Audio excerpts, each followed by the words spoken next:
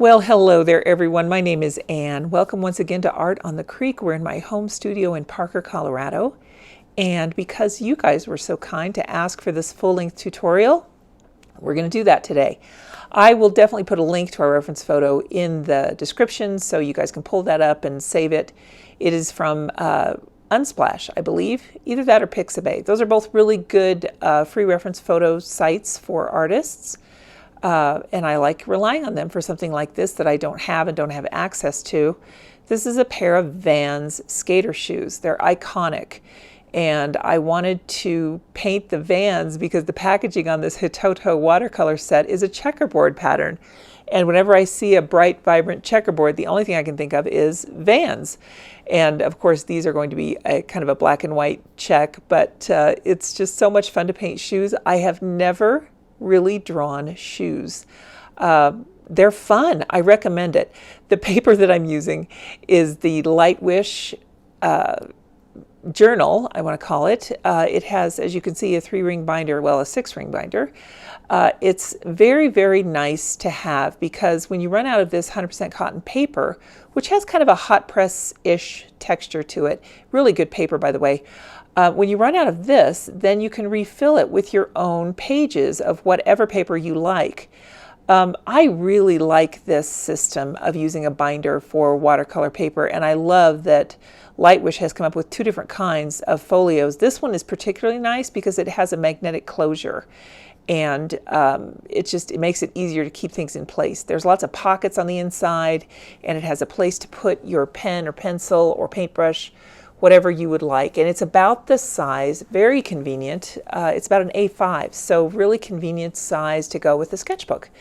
And it just makes it really easy to transport and travel securely with your journal pages here. And they're so fun because you can just take your painting out, cut the holes off, cut that edge off, and pop it in a frame or give it as a gift, mount it on a card, however you guys want to do it, or if you just want to keep it as a journal and enjoy reading your pictorial story, that's fine too. When I'm drawing shoes, the big tip I can give you is to look at the shape, the curves. You'll notice where I'm putting these lines, I'm curving them just a little. The shoe itself is really kind of flat on the top, but I want to make sure that I get it curved enough so that we can see that there's a shape of a human foot inside there. And that's the biggest tip I can give you when you are drawing shoes, is watch for those curves.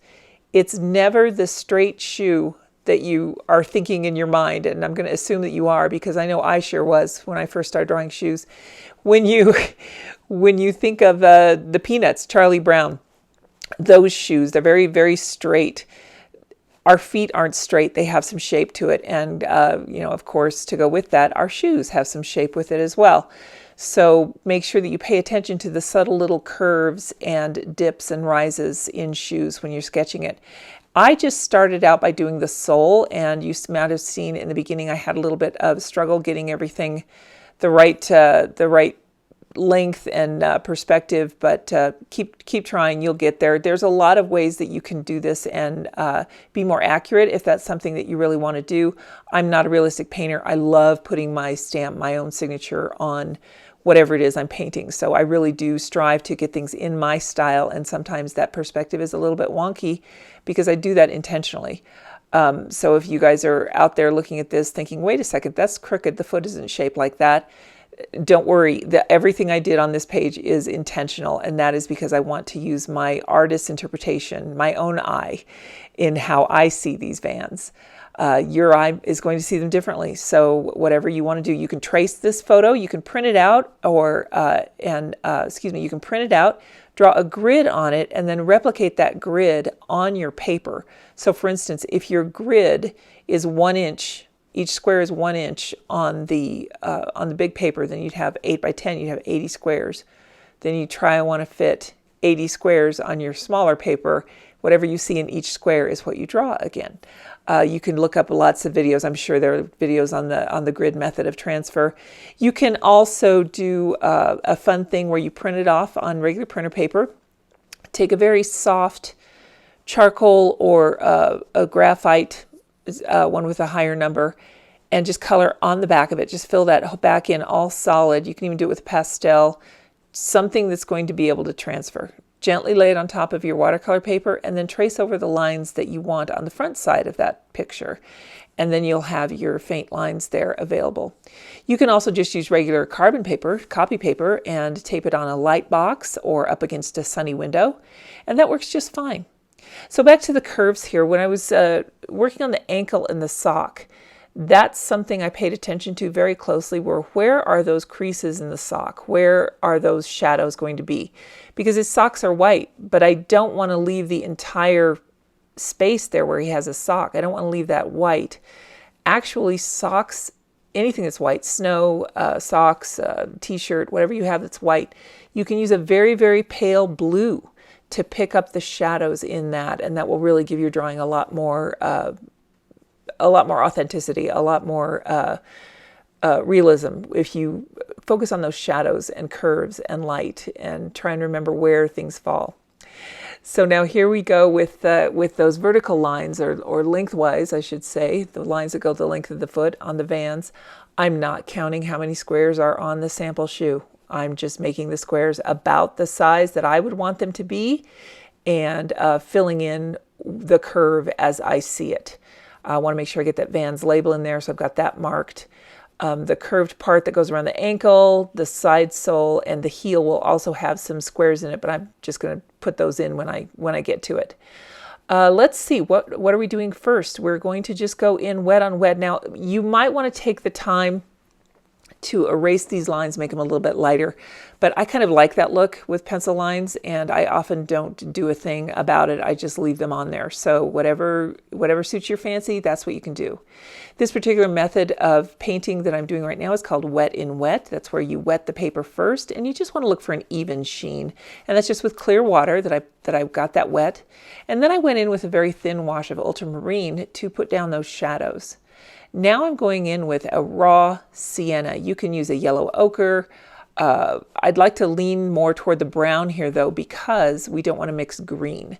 I put those swaths of ultramarine in there to mark the shadows, and now I'm going over with kind of this khaki color of the pants. And because watercolor is a transparent medium, you can do that. You can build on the shadows in this way. It's really kind of fun. And while that's still damp, I'm just going to go in and kind of repeat that process. Now I'm going in, I think, with a little bit of a darker brown, just really kind of placing this at the darkest areas that I see, wherever there are shadows in those pants. And now I'm going to go back over it with some of this ultramarine. And you might notice on your paper that the ultramarine, when it mixes with the brown, can create a nice gray. And the really good thing about mixing your darks in that way for a shadow is that it will have the elements of what's making that shadow, number one, and it will also give those paints a neat opportunity to really play and move on the paper and separate from each other a little bit, and then show their true colors, which gives you a lot of texture and dimensionality in your paints, in your final piece, rather, sorry. Now I'm going in with the ultramarine, and along that side of the shoe there, I wanted to fill in a little very light wash. And I've left some of the space white. This is going to be just kind of to show some texture on the side of the shoe. And I did it in the back as well. And now I'm in the Payne's gray. And what I'm doing is building the shadow. This is going to be the line where the shoe is touching the pavement. So I'm pulling that down a little bit just to create some shadow. Not exactly sure where all I want the light to hit because the light in the painting was really kind of just diffused. And so if you want a definite light source, think about where that's going to be and where that shoe is going to cast a shadow. I was kind of thinking mainly it would be just like it is in the photo where we've got a pretty much diffuse sunny day. So just trying to look at that reference photo for shadow hints and get that going. Now I'm not putting in too many layers right now. I really want to go conservatively at first because with watercolor, since it is a buildable medium, you can go back and make things a little more defined, because you'll often find that once you work on one area, then you'll come back to, you work on another area, and then when you're finished with that one, you look at the area you finished originally, the first part, and you think, oh my gosh, now I got to go back and do that darker. And that's totally fine. Color has a way of showing its strength relative to what it is next to. That's true in life and true in art. So I like to go in very conservatively at first. Really great with watercolor because, like I said, you can build on it and it's a transparent medium. Really, for the most part, we go light to dark in watercolor, and it's because of that buildability that we do that. And the transparent colors, you don't want to have to try and come in with a yellow and lay that over, let's say, a very dark green that you've already put down, because since the yellow is going to be transparent, it's not going to be strong enough to cover up that green. If you're working with an opaque medium, you don't have to worry about that as much, but that transparency really does change things up a bit. Now, if you don't have this particular set, right here on the side of the shoe, I'm just trying to make it look a little worn and dirty and not pristine white. So I'm going to go in where the darkest areas are first and create these kind of smudgy shadows on the canvas that makes up the shoe right here. I'm mixing a color that would be pretty close to a buff titanium. So I'm using that Chinese white, and I mixed it with the raw sienna just to kind of really make it a little more muted, more of a matte color. Buff titanium would work really well there. And now I am going in and putting that line around the edge of the shoe. It's a paint line. And what I've done is I've dipped it down where the canvas overlaps, because if you look very closely at that shoe, where the trim line is on the side of the shoe, there's a little dip. There's a hump or a dip that you can see, because that is rubber that is fused to the side of the shoe, and where there's more than one layer there of the canvas, you can definitely see that change in the straightness of the line. I think you guys know what I mean. I can't really explain it right here too well, but I think you know what I mean. Okay, now we're going to do the trim on the shoe. Now, I did not go in and do the white stitching. The brush I'm using right now, by the way, is number 2 Kanchan Call. I do recommend a number 2 long round with this, some kind of a longer round brush that's got a really good point on it. And these have just come to be some of my favorite brushes. I genuinely love them. And now I've kind of gone back and forth. I'm also using a Princeton brush here. This is a liner brush, and I really like them. I want to say this is an Aqua Elite, but I'm not certain. But Princeton is one of my go-to brands for brushes. Just use some dry brush technique there to get the smudges on the canvas, because I don't want these shoes to be brand new. So what that is you hold your brush on the side and just pull it across the page and let that watercolor textured paper pull the pigment off your brush. So then you end up with some nice streaky lines. Now that we've got that completely dry, we can come back in and start working on this checkerboard. I'm using a Payne's Gray. If I were doing this on my own, I would probably mix a burnt sienna with an ultramarine, but I wanted to test this set for the review that this footage came from, and I wanted to use the paints individually as they came, because I think that's the way most people would use a set like this. These Meiliang paints are really nice. They are made by Mei Lang, a subsidiary of Paul Rubens, and this is their set that's in tubes. The set is called Hitoto, and I think it's really lovely that they finally come out with a set in tubes, because the Mei Lang set of 24 half pans, I think it's 24, that's the set that I bought for my daughter to teach her how to watercolor. I felt like it was an excellent student set, and I would agree 100% with these. This set in tubes is really, really nice. If you have any use for a student set, and honestly, I think that every artist does, no matter what your skill level, these are wonderful, and you can use them to refill that Mei Lang set if that's what you purchased originally, or whatever you have, whatever student grade set you've learned on. You can refill it with these, or just start your own palette. However you want to do it, you can use these to segue into professional paints. There are no rules. You just do whatever you want to do, whatever works for you and your budget. I just think it's so nice to have the option to have paints in tubes. We've only been limited to that before, to my knowledge, by Winsor Newton Cotman, which is really nice, but a lot of people either can't get those or they're out of their price range. This is really a good set for that reason, and I wanted to feature these colors individually. I like the Payne's Gray. I think it's a very nice color, and I like the way it's mixed. And doing this checkerboard, very easy, no problems with it whatsoever. Right on this part right here, I'm not going to lie, my eyes did a little jiggle dance, and I kind of messed up my checkerboard in a couple places, but I was able to kind of fix it. And that's the beauty of art. You can, honestly, I don't think there's anything that you can't dig your way out of. You can if you're trying to make your brush turn right, let's say, and it decides, no, we're turning left, unless you drop your brush on a piece and it leaves a big sploosh mark, there's pretty much anything you can do in watercolor to just go with it. It can be an intimidating medium because it can be unforgiving in that there are some pigments that are staining and they're harder to lift. Remembering to go light to dark, all of these things, you think, oh my gosh, there's so many rules. This is just going to be so difficult to learn. And it does take a bit to realize that the paint is going to do what the paint wants to do. But you do have some control, and once you figure out how to regulate your water in your paints and how thick or thin you want the paints to be, once you remember that you can go light to dark, and once you remember that a checkerboard definitely does alternate in black and white, then you can fudge it enough to have it look really completely passable. And that's all I was going for here, which is what I originally started talking about with the hobby paints or the student grade paints. Every artist can use a student grade paint. I think that anytime you have a paint that is a pleasure to use, it's worth having and it's worth using. Something like this, of course, you're not going to use it and then hang it on the wall because these colors will fade. They're not light fast rated. But in your sketchbook, how great is that to have a really inexpensive set of paints that you can just play with and have exactly the same results as you would if you were using a professional line of paints.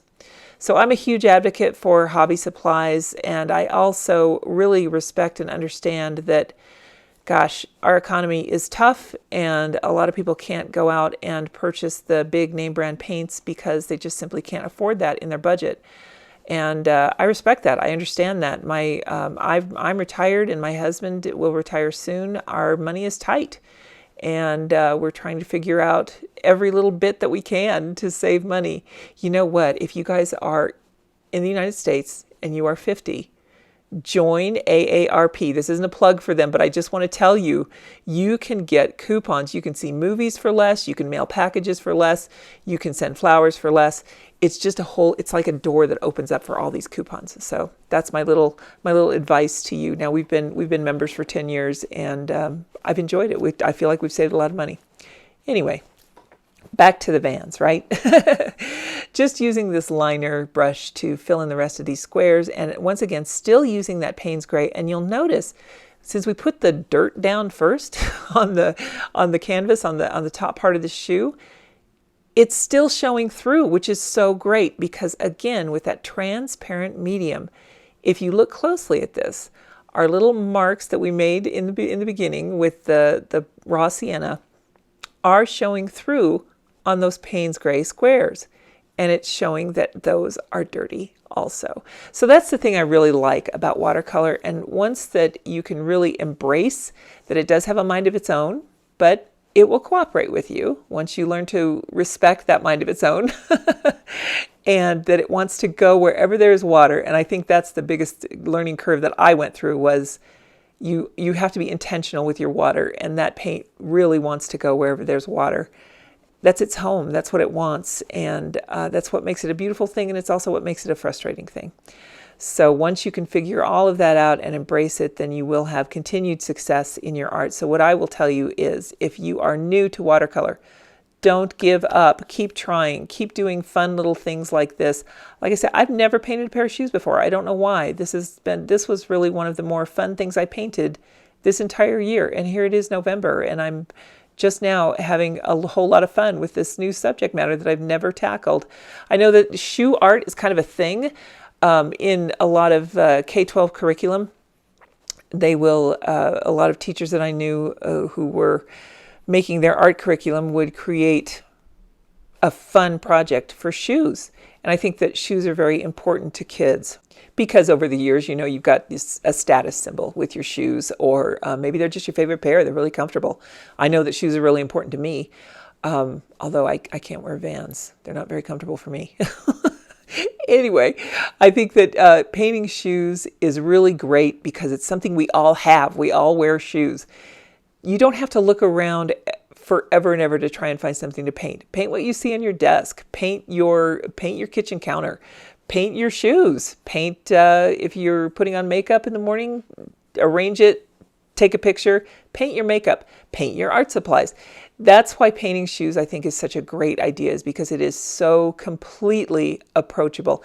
And you know, once we wear shoes and they show all those wrinkle lines from our feet, from the way we walk, you know, the shoes suddenly contain an awful lot of personality. And I think it's fun to convey all those wrinkles and lines in the shoes. I had fun adding dirt to these. This pair in the picture looks to be a little bit brand new, but I wanted to scuff them up a bit because, you know, your shoes tend to be your best friend and they're with you a lot. And if you are one to buy Vans, then you're probably out there having fun, really doing a lot of neat, active things. And your shoes go along with you. And I wanted to convey that these shoes had had a little bit of a history. So that's why I went in with a little bit of a tan there. And don't worry if you first paint those sock shadows blue. You think, oh my gosh, I've given them blue socks. Don't worry, you won't. It'll all look fine in the end. Same thing with the tan on the side of the shoes. It'll just look like it's shaded. Don't worry, everything will be just fine. Now I'm going to go into this part just under the padded area around the ankle. And I'm mixing a little more of that brown with the white and the raw sienna that I have up there. And I'm just creating a little bit of a more defined line here. And you'll see what happens is we'll come in with some water and just kind of spread out that top part to let that shadow diffuse up over the curve of the pad that goes around the ankle, the foot there, the back of the foot. And you'll see how easily we've given that some roundish shape. I'm also using that Canson Call brush there, the number 2, to kind of lift off a little bit. And the way that we do that is when your paint is wet on the surface, you'll come in with a thirsty brush, which is a brush that you have blotted the water off, and it's ready to pick up paint. You swipe that across what you've already painted when it's damp, and it will create a nice, soft, natural highlight for you. Now we're going to go back into this liner brush here, and I am going to kind of create a good shadow underneath because I wanted to have that shoe anchor to the ground. So when you're making shadows, you definitely want them to be darkest right up against that item that's making the shadow. So I wanted to go ahead and add that in. Now in my memory, the soles of Vans have a little bit of red in them.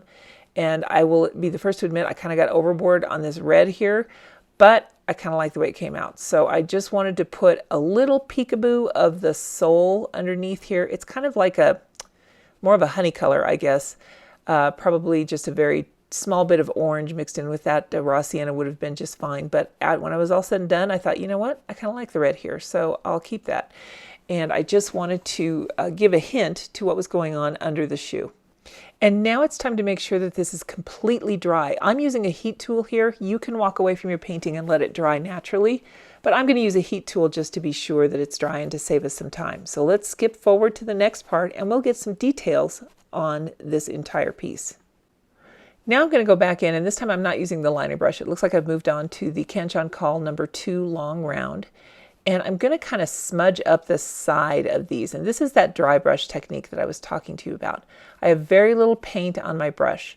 And you can see I'm holding it very sideways, very much parallel to the paper, so that it can just scuff along the top of the paper there. And I went in with a little bit of that Payne's Gray and ultramarine mixed together. And then I smudged it up like that, just drug that brush across for some scuffy texture. And now we're going to go ahead and go in and make some other shadows. I lifted off some of it because it was a little too intense. But now I've got some of that Payne's Gray and the ultramarine. I was kind of mixing the ultramarine in with the Payne's Gray because this particular Payne's Gray does use an ultramarine within it as part of its mix. So I was just kind of trying to get it a little bit more toward the blue. And now I'm going to put the shadows on this little label here and write the Vans logo. Vans didn't sponsor me for this, by the way. Whatever kind of shoes you have, you know, paint whatever brand you have, whether they're Reebok or Nike or Adidas or whatever it is you're painting. Maybe you've got a nice pair of Cole Haans that that you want to paint your dress shoes. That's fine too. Whatever you've got going on in your life is going to be more meaningful to you. So if Vans aren't really your thing, then hopefully you can use some of these tips and tricks to paint whatever shoes you do want to paint.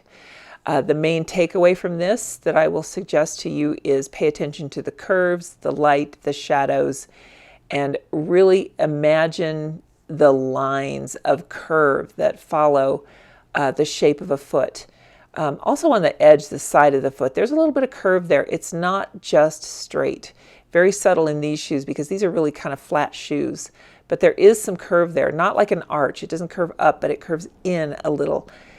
Really study the foot, study your shoes, and do some practice drawings before you paint some shoes. I think that you will really find that they're very easy and fun, and like I said, something everyone has and very easy to use as a subject. I did not add the white stitching on this trim piece there on the top of the vamp, but you certainly could if you wanted to. You could go back in with a white gel pen or with white, some bleed-proof white, anything like that.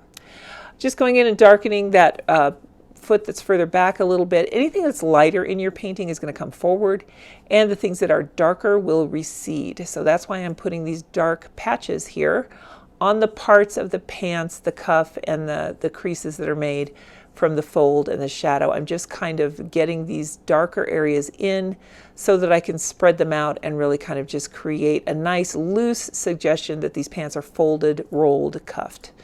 And also to convey that they're the kind of fabric that they are. They're not shiny. They're very much a flat cotton, almost like a khaki or a denim that's this color. I don't really know, but they looked kind of like a khaki fabric. So I want to make sure that I've got the shadows along the top of the cuff and the bottom because it is casting a slight shadow. You really have to look closely sometimes at your reference photo because in this one particularly the light is diffuse and it does make it a little more challenging to figure out where those shadows will be. But you can also play around with setting up your own shoes in a lighted area and move that light around if you can. Even just a flashlight will work to just kind of see how those shadows fall and change with the light. So in this case, the light was probably the sun on a cloudy day, kind of straight up overhead, a little bit behind our subject. So that's why the shadow is spilling out in front a little bit. So I just kind of wanted to convey that throughout. And I didn't change the way that the light was hitting in the reference photo, but it's not a really strong shadow. So if you are struggling to see the shadows and render them, then I would suggest setting something up in your work area where you can go ahead and see those shadows in real life for yourself. Adding some of this yellowish brown, the raw sienna, to the socks and a little bit more on the shoe down there, just to kind of give it more of a natural look instead of that pristine white, because some of that light from the pants would be bouncing around on the socks. Whether or not we actually see it, it's there. So I wanted to go in really with a faint wash of that. Just darkening the back of this here, adding some warmth to it. I wasn't really thrilled with the way that the brown turned out, so I kind of want to make it a little more gold. So I'm going in with some of that burnt sienna there and fixing up the back of that one leg on the pants. Well, I'm pretty satisfied with how that turned out, and now it's time for that iconic Vans logo. It's only two colors, it's red and white, and it looks pretty simple, so I will link to this reference that I used here. I'm just kind of sketching out this chubby little skateboard and the red, this is the rubber tag that's on the back of the heel. I just wanted to pull it out and feature it out here because it's such an iconic logo. I mean, I've known this for as long as I can remember that Vans were in existence, and as I mentioned in my review, the first exposure I had to Vans growing up in Colorado was through the movie Fast Times at Ridgemont High, when Jeff Spicoli, the character in the movie, wore Vans, and he kind of whacked himself on the head with them. Do you guys remember that movie? What are some of your favorite lines from that movie? Let me know in the comments. I just remember him saying, and you guys are going to laugh, I can't do this impression very well, but I remember him saying, "Oh, Mr. Hand," for Mr. Hand, his teacher. That movie came out right when I was finishing high school, going on to college, and it was just the perfect thing I needed that summer. So it was a lot of fun. As I'm sitting here painting, I just wanted to let you guys know that if you're interested in more of these real-time videos, they are available on my membership platform. I do offer that here on YouTube. I've got 3 different tiers of membership, And it's kind of something for everyone. I think that there's a price point there that would appeal to you if that's something that you'd like to do. I rarely post full-time videos anymore, but when I got those requests for these two, I'm more than happy to do it.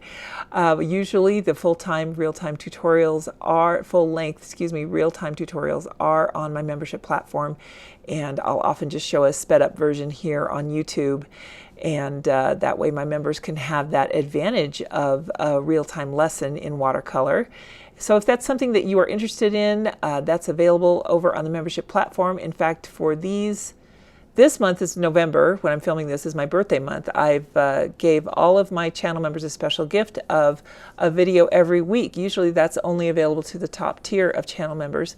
Some of the other benefits that I offer are some happy mail. If I have your address as any level of membership, you can receive a fun little gift in the mail from me every month. It might be a sticker, it might be a bookmark, it might be an art supply sample. So there's an awful lot available for you out there. You can also, at the top level, receive a monthly newsletter with painting prompts, so you will never be at a loss of what to paint. I'm here for you guys, and my channel members are some of the greatest people in the world. I really appreciate each and every one of you.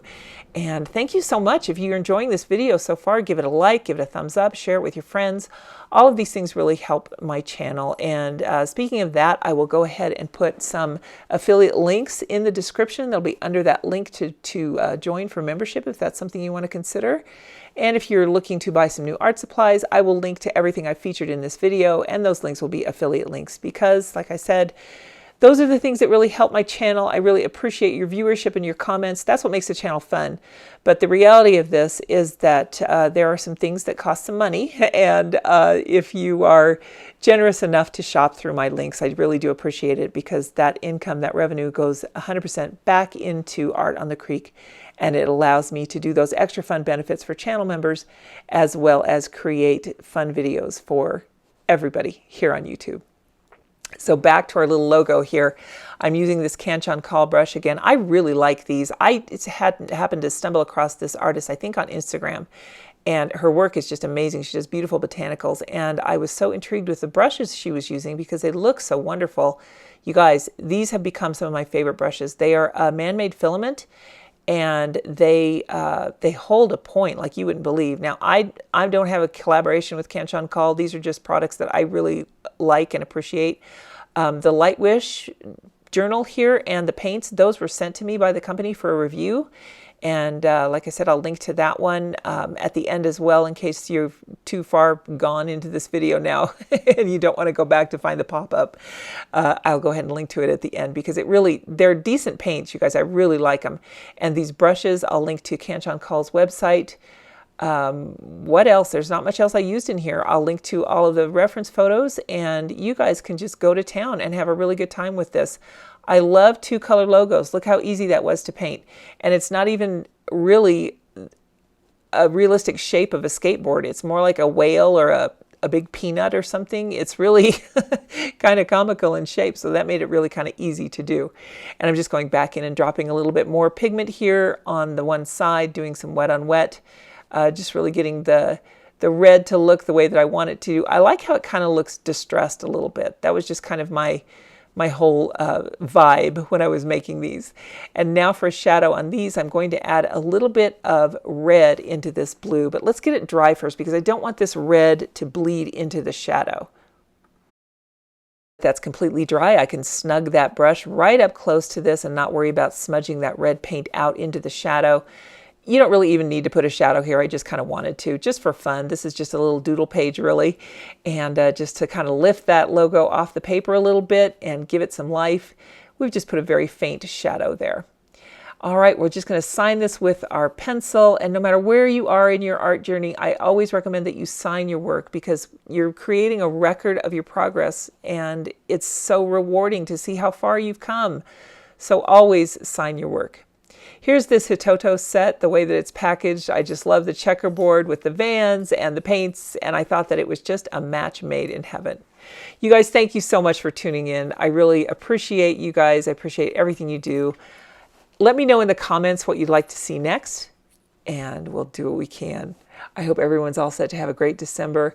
And if you still have holiday shopping to do, this set is really great consideration if you're looking for something for a beginner or if you're looking for a decent hobby set for yourself.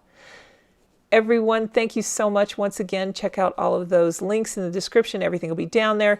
If you have any questions, let me know in the comments. And I hope everyone has a wonderful day. We'll see you next time, guys. Bye now.